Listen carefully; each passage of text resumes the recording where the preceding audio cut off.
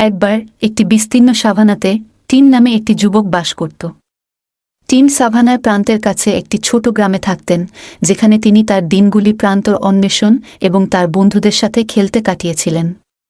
একদিন লম্বা ঘাসের মধ্য দিয়ে ঘুরে বেড়ানোর সময় টিম একটি অল্প বয়স্ক জিরাফের উপর হোঁচ খেয়েছিল, যেটি তার পাল থেকে বিচ্ছিন্ন ছিল। জিরাফ ভীত এবং একা ছিল, এবং টিম দেখতে পায় যে সে আহত হয়েছে।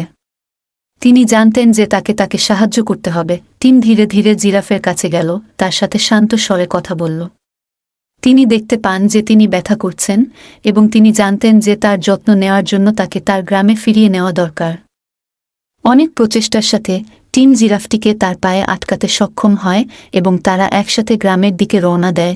এটি একটি সহজ যাত্রা ছিল না, কিন্তু টিম জিরাফকে সাহায্য করার জন্য দৃঢ়প্রতিজ্ঞ ছিল। সে তার পাশে হেঁটে তার সাথে কথা বলে তার ক্যান্টিন থেকে তাকে পানি দেয়।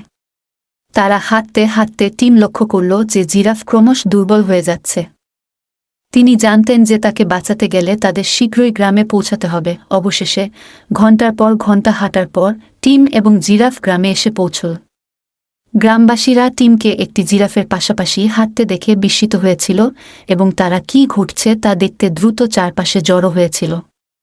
টিম পরিস্থিতি ব্যাখ্যা করেছিল, এবং গ্রামবাসীরা জিরাফের যত্ন নেওয়ার জন্য একসাথে কাজ শুরু করেছিল।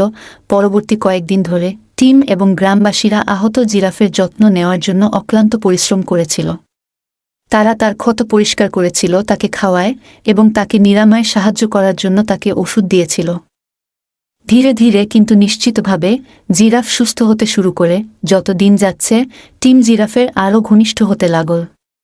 সে তার পাশে ঘণ্টার পর ঘণ্টা কাটিয়েছে, তার সাথে কথা বলছে এবং তার ঘাড় মারছে। তিনি দেখতে পান যে জিরাফ তার সাহায্যের জন্য কৃতজ্ঞ ছিল, এবং সে জানত যে সে একটি নতুন বন্ধু তৈরি করেছে। একদিন টিম যখন জিরাফের সাথে বসেছিল, তখন সে অদ্ভুত কিছু লক্ষ্য করল। জিরাফটি তার দিকে এমনভাবে তাকিয়ে আছে যা সে আগে কখনো দেখেনি। প্রায় মনে হচ্ছিল যেন সে তাকে কিছু বলতে চাইছে। হঠাৎ টিমের মনে একটা বুদ্ধি ছিল।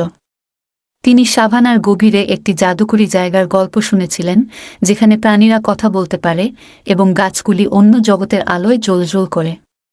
সে ভাবল জিরাফ তাকে সেখানে নিয়ে যাওয়ার চেষ্টা করছে কিনা। বিনা দ্বিধায় টিম জিরাফের সাথে সাভানার হৃদয়ে যাত্রা করে। তারা ঘণ্টার পর ঘণ্টা হেঁটেছিল, জিরাফকে পথ দেখিয়েছিল। অবশেষে সূর্য অস্তমিত হতে শুরু করার সাথে সাথে তারা জঙ্গলের একটি পরিষ্কারের জায়গায় পৌঁছেছিল। ক্লিয়ারিংয়ের মাঝখানে একটি দুর্দান্ত গাছ দাঁড়িয়েছিল, এর শাখাগুলি আকাশের দিকে প্রসারিত। টিম এবং জিরাফ গাছের কাছে যাওয়ার সাথে সাথে তারা একটি মৃদু কণ্ঠস্বর শুনতে পেল যা তাদের ডাকছে। এটি একটি বৃদ্ধের কণ্ঠস্বর, যিনি বহু বছর ধরে গাছটিতে বসবাস করছেন। লোকটি টিম এবং জিরাফকে স্বাগত জানাল, এবং সে তাদের বলেছিল যে তারা একটি দুর্দান্ত দুঃসাহসিক কাজে অংশ নিতে বেছে নেওয়া হয়েছে। বৃদ্ধ লোকটি ব্যাখ্যা করেছিলেন যে একটি শক্তিশালী মন্দ ছিল যা সাভানাকে হুমকি দেয়, এবং শুধুমাত্র টিম এবং জিরাফ এটি বন্ধ করতে পারে। তিনি টিমকে একটি বিশেষ নেকলেস দিয়েছিলেন এবং তাকে বলেছিলেন যে এটি তাকে মন্দকে পরাজিত করার শক্তি দেবে। তার গলায় নেকলেস নিয়ে টিম এবং জিরাফ তাদের মিশনে যাত্রা শুরু করে। তারা সাভানার গভীরে ভ্রমণ করেছিল, পথে অনেক চ্যালেঞ্জের মুখোমুখি হয়েছিল, কিন্তু নেকলেসের সাহায্যে টিম প্রতিটি বাধা অতিক্রম করতে সক্ষম হন। অবশেষে অনেক দিন ঘুরে বেড়ানোর পর তারা দুষ্টের আড্ডায় এসে পৌঁছাল। মন্দ ছিল একটি অন্ধকার, ছায়াময় প্রাণী যার চোখ আগুনের মতো জ্বলছিল। এটি টিমের দেখা সবচেয়ে ভয়ঙ্কর জিনিস ছিল, কিন্তু টিম সাহসী ছিল। তিনি দুষ্টের বিরুদ্ধে দাঁড়িয়েছিলেন এবং গলার হাড়ের শক্তি দিয়ে তিনি একে পরাজিত করতে সক্ষম হন। মন্দ পরাজিত হয়েছিল এবং সাভানা আবার নিরাপদ ছিল। টিম এবং জিরাফ বীর হিসাবে গ্রামে ফিরে আসে। তারা আসার সাথে সাথে গ্রামবাসীরা উল্লাস করেছিল এবং জিরাফকে সম্প্রদায়ের সদস্য হিসাবে স্বাগত জানানো হয়েছিল। টিম জানত যে সে জিরাফে একজন সত্যিকারের বন্ধু তৈরি করেছে, এবং সে জানত যে তারা সবসময় একে অপরের সাথে থাকবে। যাই হোক না কেন,